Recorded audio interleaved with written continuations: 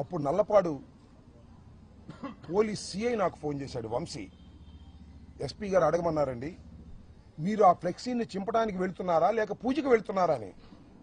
ఎందుకు చింపుతామయ్యా, పూజకి వెళ్తున్నాము అంతే తప్ప చింపే ప్రశ్న ఉద్భవించదు అని చెప్పా. పూజ చేసి వస్తుంటే ఏం జరిగిందో మీరు అందరూ చూశారు. కర్రలు, రాడ్లు తీసుకుని నా కారు మీదకి వచ్చారు. నా కారును కొట్టే ప్రయత్నం చేశారు. తిట్టారు, బూతులు, భయంకరమైన బూతులు. మీరు చూశారు ఒక మహిళ ఎలా తిట్టిందో, ఆమె సంగతి కూడా తర్వాత చెప్తా నేను. అందరూ ఫిల్దీ లాంగ్వేజ్ ఇష్టం వచ్చినట్టుగా ఎమ్మ ఎక్క తిడుతుంటే ఎస్ ఆవేశం వచ్చింది. స్పర్ ఆఫ్ ది మూమెంట్ బయటకు వచ్చి నేను కూడా బూతులు మాట్లాడాను. It is a purely reaction. నా ఉద్దేశం అది కాదు. It is a reaction.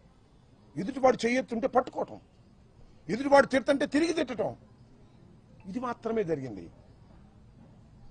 ఏం జరిగిందని తర్వాత వాళ్ళు తిట్టారు, నా కారు మీద కొట్టారు, నేను తిరిగి తిట్టాను, ఇంటికి వచ్చేసాను.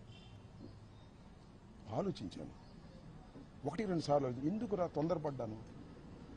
నా అంతరాత్మ ఒప్పుకోలేదు, నా అంతరాత్మ బాధపడింది. వెంటనే వాలంటరీగా వచ్చి మీ అందరి సమక్షంలో 4:20 4:30 మళ్ళా ప్రెస్ మీట్ అరేంజ్ చేసి, నేను చంద్రబాబు నాయుడు గారిని ఉద్దేశించి తిట్టలేదు.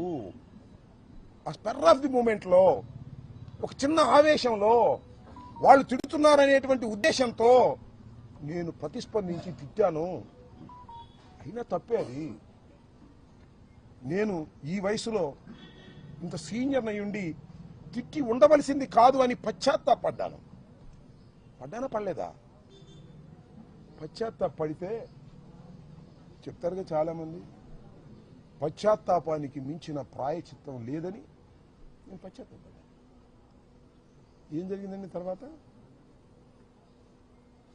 ఎంత ఘోరమండి.